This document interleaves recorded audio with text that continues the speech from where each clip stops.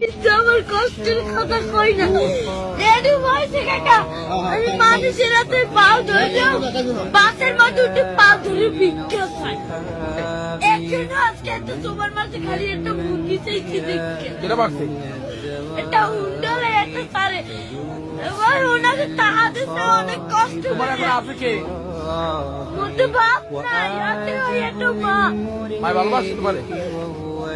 মাই বিষ্ণু বইরে রয়েছে কাকা। মা যদি ভালো না বাসতে ওই টিভি আমি হালাইয়ে তুই না আরেকটা বিয়ে করতে হেলে মায়ের গর্ব ছিল একটার বড় করতে না।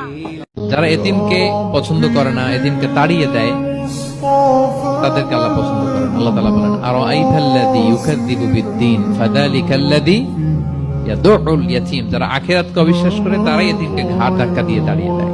কোন বিশ্বাসী কখনো এতিমের সাথে খারাপ আচরণ করে